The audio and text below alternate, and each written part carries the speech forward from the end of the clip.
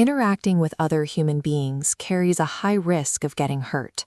Sometimes the love we expect isn't there, or fear clouds our interactions, and the relationships we hope will bring us joy end up bringing us deep frustration and disappointment.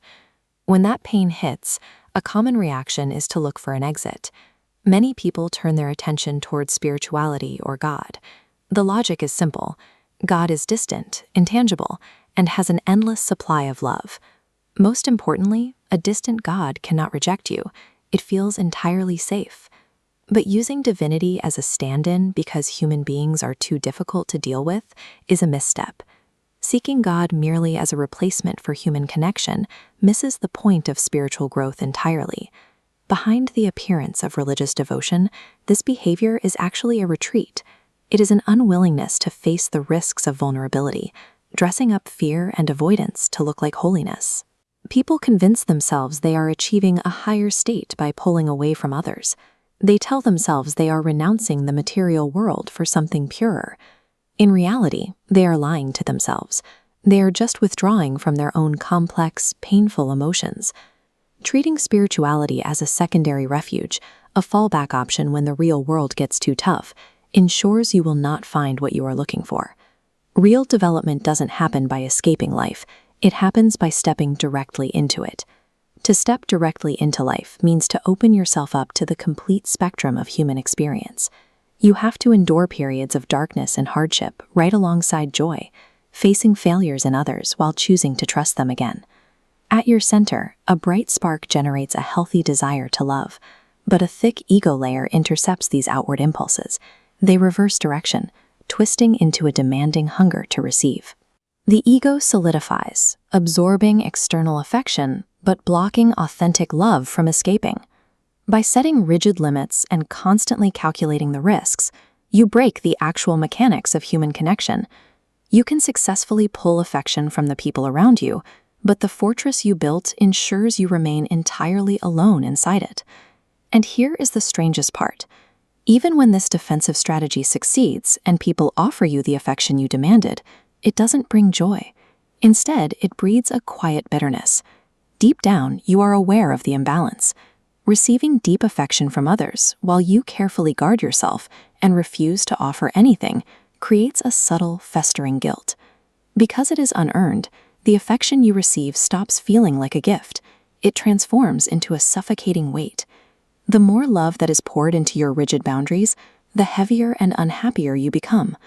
The relief from that weight requires a conscious change in direction. The moment you push past your own pride and begin to offer unselfish care to someone else, even in small, imperfect ways, the suffocation lifts. Taking on the emotional risk of giving love without calculating what you get in return is the only mechanism that actually produces lasting security. You have to earn the connection to feel its warmth. When people recognize these internal traps, they often pray or seek guidance to overcome them. Yet almost immediately after asking for spiritual growth, their lives seem to fill up with sharp interpersonal conflicts and difficult tests. It feels like a punishment, but these sudden, disagreeable collisions with reality are actually the direct answers to those requests for growth. This animation illustrates how that process works. You have psychological blocks built from past violations of your own values, but they are invisible to you. The only way to spot them is to have them physically manifest as tangible friction in your daily life. The external conflict acts as a diagnostic tool. Without these abrasive, uncomfortable encounters in the physical world, your internal barriers would stay hidden. The conflict forces you to finally see and address the exact obstacle standing in the way of your own fulfillment. But you cannot accurately decode these sudden life tests by sitting alone in a room. And you cannot short-circuit the process by simply asking a spiritual authority to give you the correct answer. Handing every difficult decision over to a guide or a teacher strips you of your autonomy. If someone constantly tells you what you must do to resolve your conflicts, you never develop your own internal compass.